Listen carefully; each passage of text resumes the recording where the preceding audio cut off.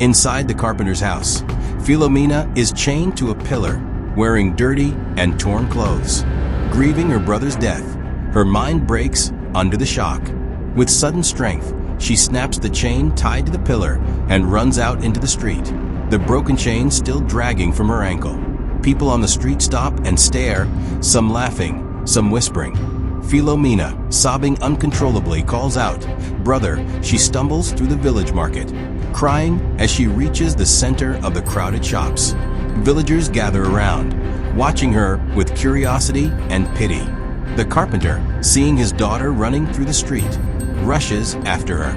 Pushing through the crowd, he spots Philomena clinging desperately to someone, still crying out, "Brother!" He gently pulls her away, his heart breaking, and leads her home as the crowd murmurs. A woman in the crowd, once helped by the carpenter, speaks bitterly. How many people have died on the crosses he built? Will his sins ever be forgiven? His only son is dead. Now his daughter has lost her mind. Hearing this, the carpenter turns to her, his eyes filled with pain and disbelief. Without a word, he pulls Philomena along and walks away. People on both sides of the street watch in silence. Back home, he chains Philomena again, locking her inside.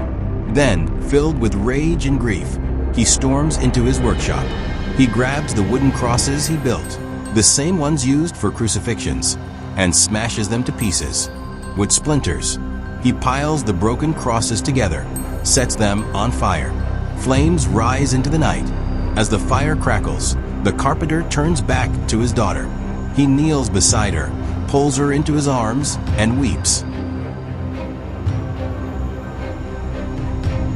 Caiaphas is consulting with his fellow priests in his council.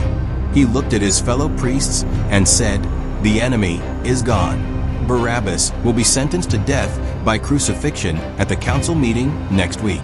Have you arranged the false witnesses for that?" One priest replies, "Everything is set. Now we just need his death." Another priest says, "But there's another enemy who's getting stronger." Caiaphas looked at him and asked, "Who are you talking about?" He answered, "We're talking about Jesus." One of the priests said to Caiaphas, "We tried as hard as you said to get the words out of his mouth and convict him. Nothing happened. He is like a fish slipping in the water." Immediately, the other priest said, "If we don't stop him, it'll be trouble." He came to the temple and kicked out the traitors with a whip. And he said, "The temple is supposed to be holy, but we've turned it into a business. If there's no business, who will pay taxes? How will we make a living?" Then Caiaphas said, "I heard it too. If we don't act fast, it'll be dangerous. His influence is growing. The people are starting to follow him, and we could lose everything. People will lose respect for us, our power, our status, our control, our priesthood." And then he gave a cunning smile. "But I have a plan to deal with Jesus." Caiaphas answered calmly, "We tried to trap him, but it didn't work. Now, we'll create false accusations. But we'll need someone close to Jesus to help us. Only then will Pilate believe." A priest looked puzzled. Who could that be? Everyone follows him. Caiaphas said, "There's one, Judas Iscariot. He's the only one of Jesus' disciples who's weak." Another priest asked, "Do you think Judas will betray him?"